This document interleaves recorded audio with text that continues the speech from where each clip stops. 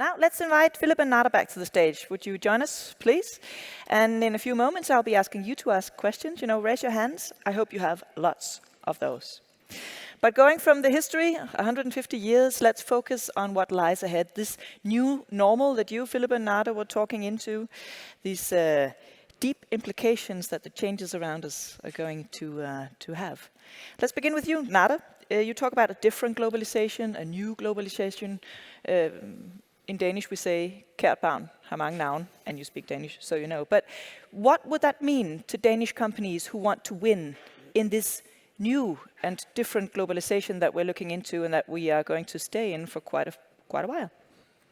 So thank you, and it was terrific to hear both Jakob and Philipp. And I think we really didn't plan this in advance, that we agreed as much as we did. So hopefully we'll have some questions from all of you, maybe challenging some of our assumptions. I think one of the most important things to consider, and this is also consistent with what Philipp said at the end about the choices around, the man-made choices around policy. But I would say that if you look at the outlook for the global economy today, the greatest risk is around policy error. The risk is around fiscal policy error on the part of governments. You have a mini crisis, which is probably over in the United States, around the debt ceiling.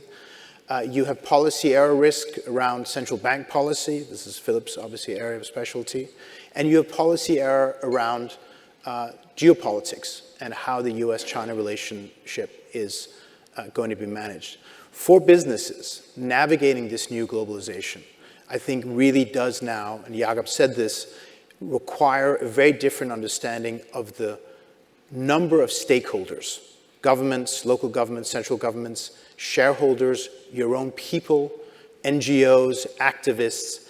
Everyone has an interest, everyone has a stake in your business, and everyone has a much higher degree of expectation of business leaders in both understanding the macro environment and also be responsive to societal expectations.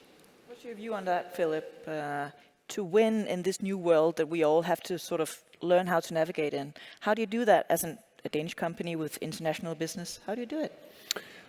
I think the basic answer is you have to prepare yourself for more volatility at every level, right? GDP, inflation, portfolios, politics itself. I think, what the central bankers have to focus on, this is perhaps the most imminent policy problem today, is that there are now trade-offs involved in policy choices. It used to be, in the Great Moderation, there was another academic paper called Divine Coincidence. It was sort of, if you got inflation right, everything else would sort itself out. That's no longer true. Right now, they're facing an acute trade-off problem. They can bring inflation down to 2%. If somebody asked me to do it, I could do it. But the cost of that, in terms of having to crush demand, would be very, very high. Let's not forget, core inflation is still at 5.6%, both in the US and Europe. And so this trade-off question, which really wasn't much of an issue when I was a central banker, you now have to think about that. Do you really want to get inflation at 2% and accept that you're going to have to crush demand? Or do you play it where you say, I'm going to get it down far enough so that inflation expectations don't become unanchored? And maybe we have a mild recession, but not too much, because otherwise there's too much damage on the real side. And this is I think, a story that in a way also plays itself out at the corporate level. Choices have become more difficult. Trade-offs are a part of your everyday life. And so I think it just requires, in a sense, a more nimble, more focused, more committed leadership, whether it's in government, in central banks, or in the corporate sector than ever before. But also presents great opportunities. As you said, Jakob, this supply shortage is a great opportunity if you're in mining. The disintermediation from banking to capital markets is a great opportunity if you're in asset management. The transition, if you reallocate your portfolios in the right direction, is an enormous opportunity. We're going to see the largest shift of capital as a result of this transition that the world has probably ever seen, short of when fossil fuels were introduced 150 years ago. So all of this, I think, just requires more focus, more flexibility. It's harder work, but I think it's important that we all tell you, it doesn't mean this more challenging world doesn't present big opportunities. Big opportunities, but with big opportunities, big volatility, big changes, also comes the chance you get it wrong, I guess, Jakob. So how do you plan for a world that's so volatile? I mean, you're in every continent apart from Antarctica, I think. So how do you plan for your business when you don't know if war is coming or going, if you don't know what's going on with China and the US, you don't know what it looks like 6 months from now. So how do you draw up your plan on your desk? Well, I suppose there is this famous quote from Henry Kissinger, I cannot have a crisis next week, my agenda is full. And that's exactly how I should not operate like, because you just have to take things as it comes. I sleep very well at night, and I don't worry about things, but there will always be a lot of unforeseen things, and you just have to take them as they come. And very often, you can turn it into an opportunity. Even when you as a company make something wrong, you can learn from it and you can become even stronger. Nader, I'd like to touch on something you mentioned. You talked about this new industrial age, this new industrial strategy. With a bigger role, I hear it, for nation states in business and trade. What then will the implications of that be for a business like Jakob's or anybody else dealing across borders and continents when state plays a bigger role, meddles more? So I think there are about 3 really important dimensions of this. First, to pick up on something Philipp said, I think what you can look at now, depending on how governments and central banks try to navigate the inflation question, is that there's at least a fair prospect that the period in certainly the OECD countries of low growth, high inflation, stagflation, if you want to use that term, does have a pretty good chance of being replaced by something that we call growthflation. That is to say, persistent higher, not as high inflation as we have now, but higher than the 2% target. But that will be accompanied by high growth driven by new sources of capex. And this is certainly an opportunity area for businesses in this room and Jakob's business. If you think about how both governments and private sector capital is going to commit now, not just to the energy transition, not just to the new industrial strategy, not just to nearshoring and friendshoring. This is going to drive, as Philipp said, if you look at the IRA probably now has driven 2 to 3 times as much private capital, crowded it in, as the designers of the IRA did. So there is, I think, a really interesting opportunity in this industrial strategy age. And again, our view certainly is this is here to stay. Europe is going to now, rather than fight the IRA, is going to follow it in its own way. Are there risks around that? Very much so. We've known in the past that industrial strategy led by governments can be inefficient, can be in other ways misallocated. But fundamentally, as businesses looking at this new age, in terms of what you can plan for, even if you can't plan for next week, I really do think there is a long-term prospect of this industrial strategy, allowing businesses to think, how can I position myself for this age of reshoring? How can I position myself for a more decarbonized economy? How can I position myself to take advantage of the subsidies, of the government interventions, because everyone is getting into this game?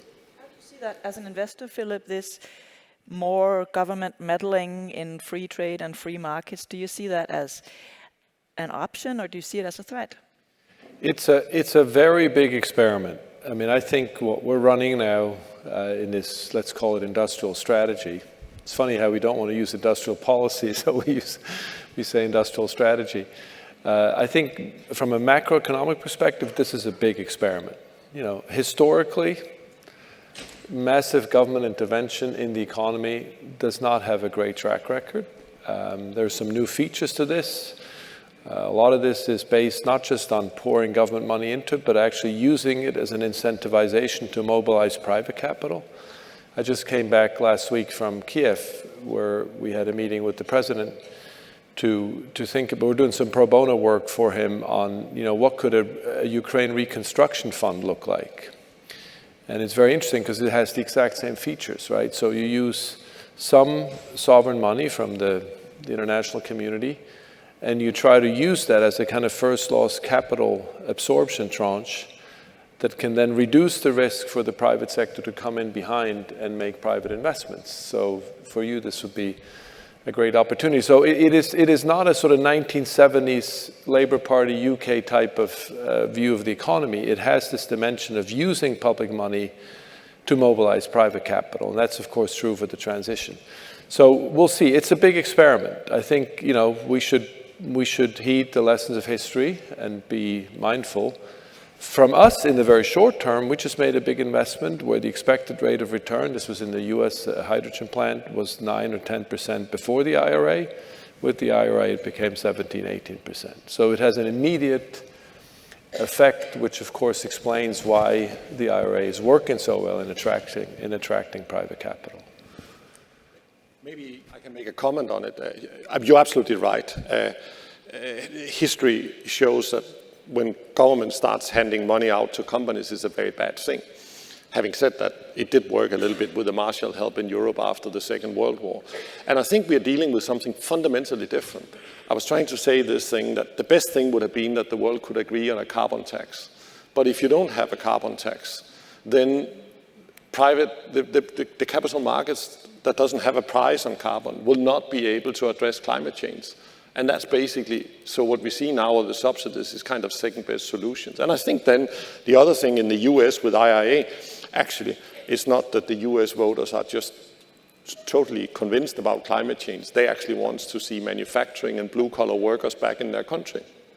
But Jakob, if governments meddle more in business, we can call it government policies, government industrial strategy, call it many things. If governments meddle more, aren't you at risk for some government somewhere in the world saying, ooh, he has these very strategically important materials and minerals, and we want to make sure we keep them at our side of the fence? I mean, how worried are you that this could affect your business? I'm not too worried about that. We are a global company, and we are serving most countries. We are not in Russia. We left Russia because obviously we don't like the war in Ukraine, but we are serving North America, we are serving China, and when I visit Washington and Beijing, I hear no complaints about us serving both parts. I can just make a short comment on Europe. The charts you showed on deindustrialization, what you just said about the IRA, I think, as a European, I work for an American company, but in my heart I remain very European. We should be extremely concerned about the risk of deindustrialization of Europe. If you look at the competitive advantage of the energy crisis from a US perspective, and now on top of it the IRA, if we can't find an appropriate response, when I see European companies now rushing to invest in the United States, I think that's deeply concerning from a European competitiveness perspective. I lived through this as a central banker when post the financial crisis we saw, in a sense, the crushing of the European banking sector and this extraordinary success period that the US banking system has had, at least as far as the big banks go. And I would hate to see something similar happening at the level of industry in Europe, because it seems to me, and I think your numbers were very scary, that so much of what we are as European nations is deeply kind of interlinked with real jobs, producing things, the kind of culture that creates. And if we let that go, and we should not be naive about the kind of United States in this context. The United States might be a great ally, but when it comes to taking advantage of weakness, it's a fierce competitor. So I think I was very glad to hear your warnings about that, particularly from a European perspective in the current context. Nader, first of all, do you share that worry on the behalf of Europe? And do you see, looking at European policy making, that politicians in Europe know this and are acting on it? I think there is one, fairly promising scenario in this, and then there is a somewhat more troubling one. I haven't used the word Donald Trump yet, but I will in a moment.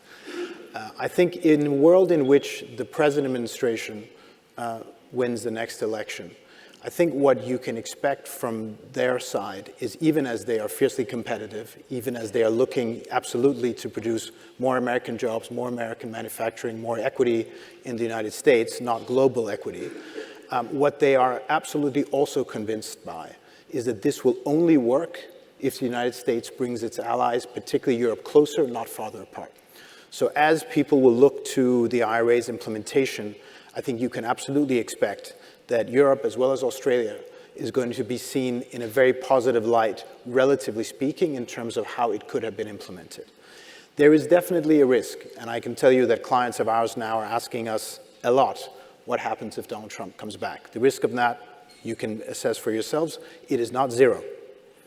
And since it's not zero, that is definitely a world in which, when I said earlier that the China policy of the United States today is deeply alliance-based, so is the industrial strategy, so is the view towards Europe. All of that is at very significant risk of being upended. And so when I think about the European position, and this is where Emmanuel Macron has some reason to talk about autonomy and strategic autonomy for Europe, because he is, not that the White House loves him going around saying this, but he says all the time that not only is there a risk of Donald Trump, there's a certainty of Donald Trump. And if you believe that, then you do have to think even more carefully about how Europe prepares itself for a much more difficult relationship with the United States, which at that point will be 4 years into this industrial strategy, which, by the way, has broad bipartisan support, which will only deepen, but with a president which will treat Europe not as a friend, but as an adversary. Plenty of challenges ahead. Now it's your turn. Please, by show of hands, could we have questions from the floor? There's one down here. If we could have a microphone, please.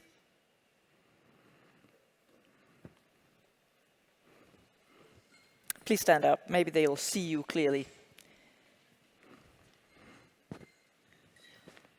Do we have a microphone? Thank you.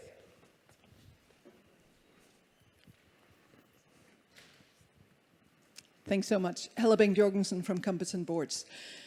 I enjoyed all of your speeches. I have to say, in terms of some of the challenges that I see that impact both geopolitical issues, financial, as well as businesses, artificial intelligence, quantum technologies, climate change, we talked a little bit about, the IRA, Jakob, you have a stone that can help us, but there's going to be a lot that comes before that. The same goes with biodiversity. So all of those crises that we can see ahead of us, and perhaps artificial intelligence can help us, etc. How do you see that's going to impact, both on a geopolitical issues, on a more financial issues? Are you going to go out and ask all board of directors, are you able to oversee this transition? And of course, Jakob, for you, also impacting you. Thank you. Who wants to go first? Very Philipp? briefly, I like to comment on things that I really know something about. So look, I would say the following. One thing that could happen to re-energize the supply side and to re-expand towards more abundant supply, of course, would be real breakthroughs on innovation. I mean, this is what happened in many ways in the early 2000s. You remember the famous Greenspan productivity conundrum. If we see, I had always hoped it would happen in the transition space, which is why I like the rock. But of course, it could also happen in the artificial intelligence space, in theory. And that could then kind of re-inject productivity growth rates, could create innovation, would attract investment, and would be a way to kind of compensate for this shrinking of supply that I talked about. So that would be a positive. So I'll leave it at that, perhaps, for my thoughts. I'll follow the same strategy, try to talk about what I need to know a lot about, and that would be the biodiversity. I think many people don't realize that the loss of biodiversity is as serious as the climate change. It's not working very well for companies because climate change is nice because you can just measure it. You can just say how many tons of CO2. You cannot do that with biodiversity. We have a major obligation. I told you earlier on, we have the landmass of Switzerland.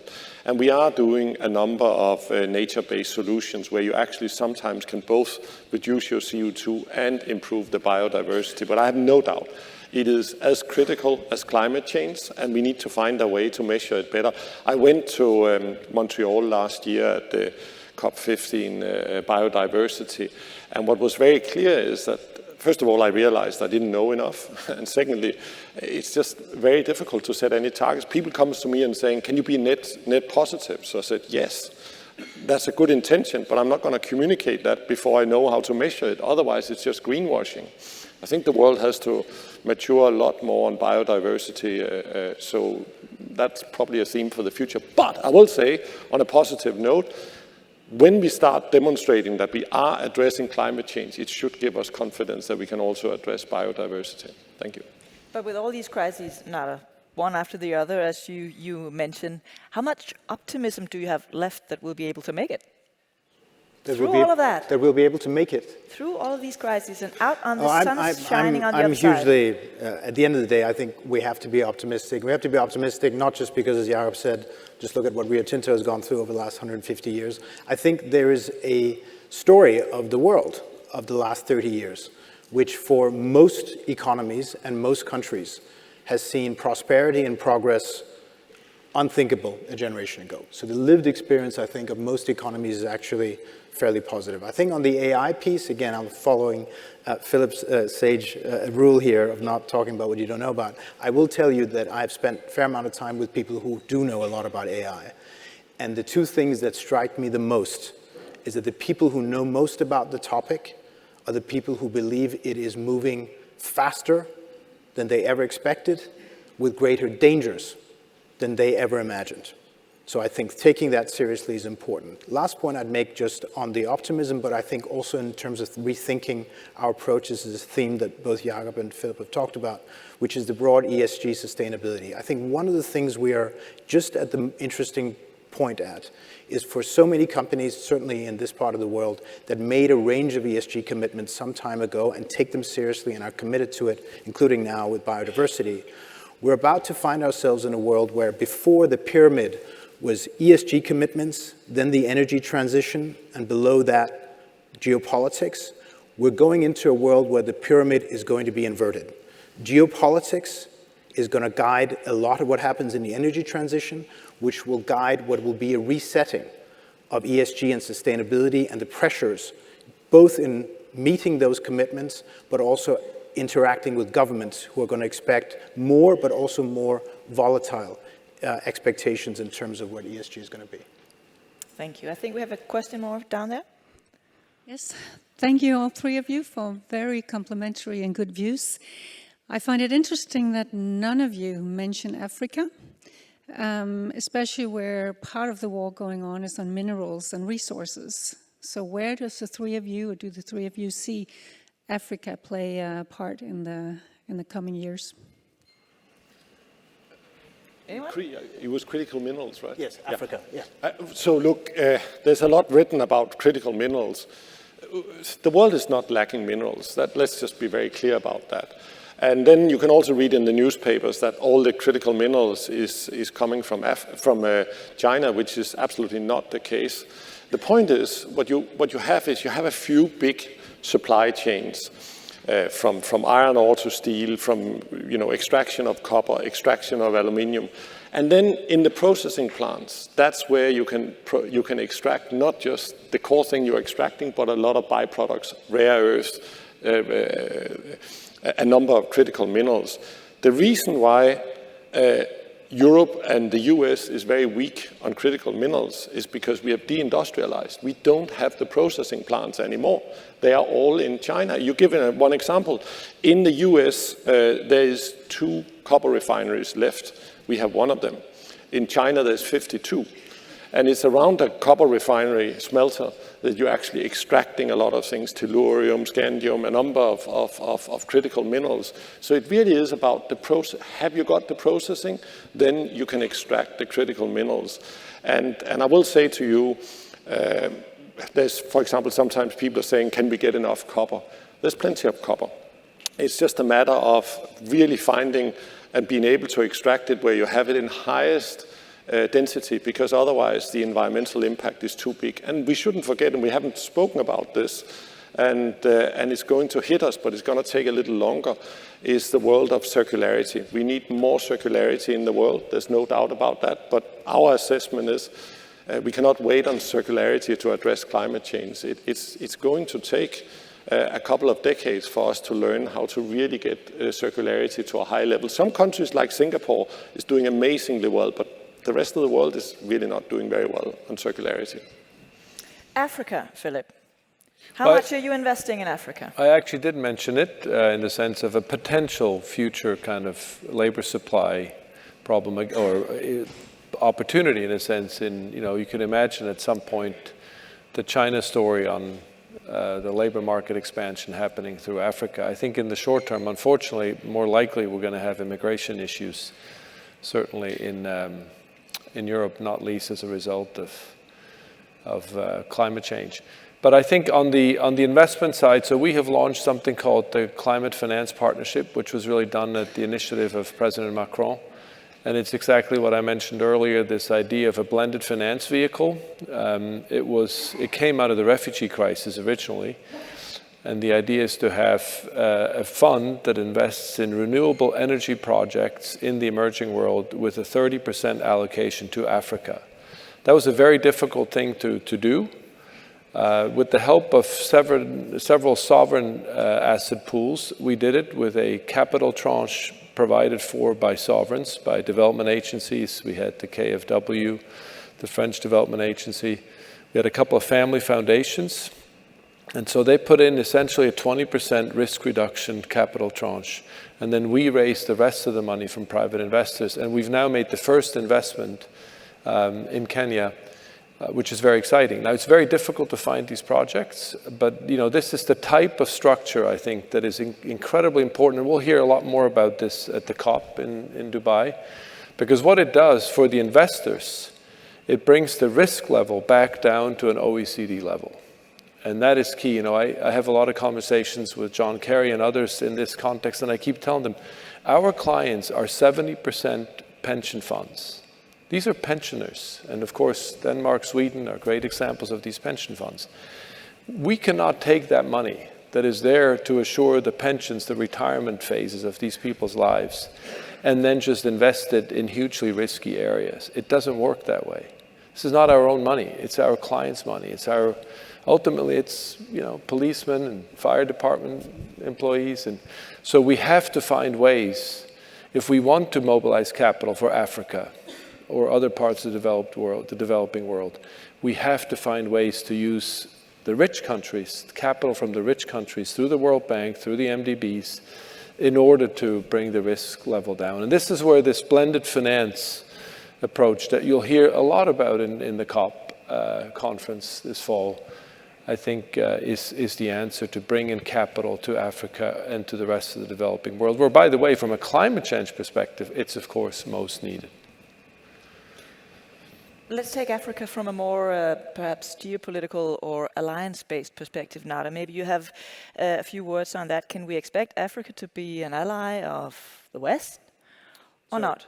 Yeah, a couple of things. I mean, first, this is obvious, but it's worth stating, Africa has 54 different countries with widely divergent both economies and forms of governments.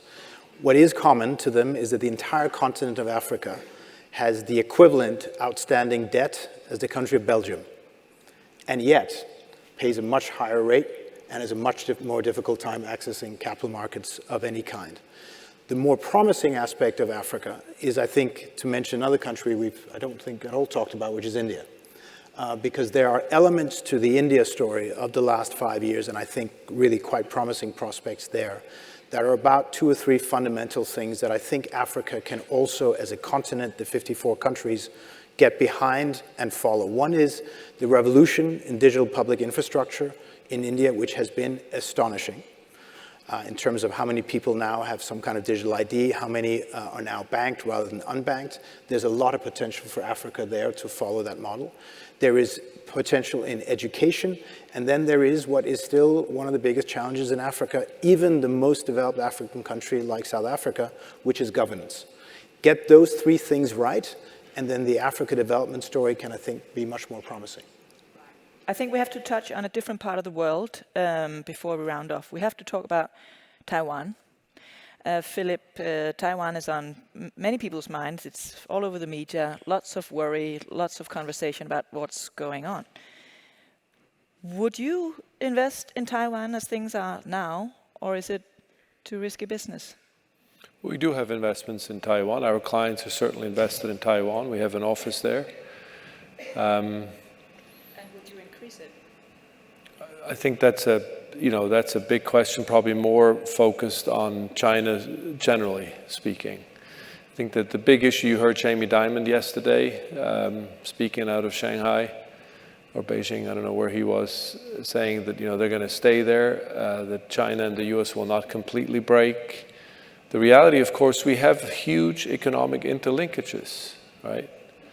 I mean, I mentioned the trade figures. A year of trade during the height of the Cold War is what we now do in a day. We have an 800 billion trade balance with Europe, a 600 billion trade balance with the United States. So the interlinkages are deep. The question is, can the politics be contained in a way that it can grow? Or do we start to see a gradual erosion where companies and financial markets start to gradually pull back? I think it's a very delicate phase at the moment. And the reason for it, of course, is what Henry Kissinger talks about. We are, whether it's in Russia or whether it's potentially in Taiwan, we're sort of, I would say, razor blade thin away from not just great power confrontation, but great power conflict. That's the Damocles sword that kind of hangs over the whole story. Can we avoid outright conflict, maintain it, contain it, to use the famous Cold War words, at the level of confrontation, and gradually bring it back down to some form of cooperation? I think that's the key question. If we can't do that, this story is going to get much, much more difficult, and then it gets much more difficult to remain optimistic. The avoidance of outright confrontation or outright conflict, if you think of the step up between cooperation, confrontation, and conflict, that really has to be the overarching sort of geopolitical goal. And can we avoid it? Easy question, Nader. This spinning into conflict over Taiwan? I think we can. I think it's clear that from the Bali meeting between President Biden and President Xi, there was a pretty productive exchange on Taiwan. And there is very much an intent on the part of both the United States and China for now to keep the increased competition around Taiwan under the ceiling of a conflict. What is also clear, however, is that for the United States, they will continue to both arm and fund Taiwan. They are saying very explicitly to the Taiwanese, this is to keep yourselves at the level that you have currently, i.e. no further steps towards independence, no further unilateral steps on your part. The big risk, however, is this, and this was very much reflected in the meeting that took place in Vienna 2 weeks ago between the US National Security Advisor and his Chinese counterpart. While they met over 2 days, 4 hours each day, it was serious, it was constructive, it was very much a meeting that both sides wanted and wanted to go well. What is also clear, though, is that we are entering an age where China fundamentally is led by a leader in Xi Jinping and people around him who do believe this is China's time.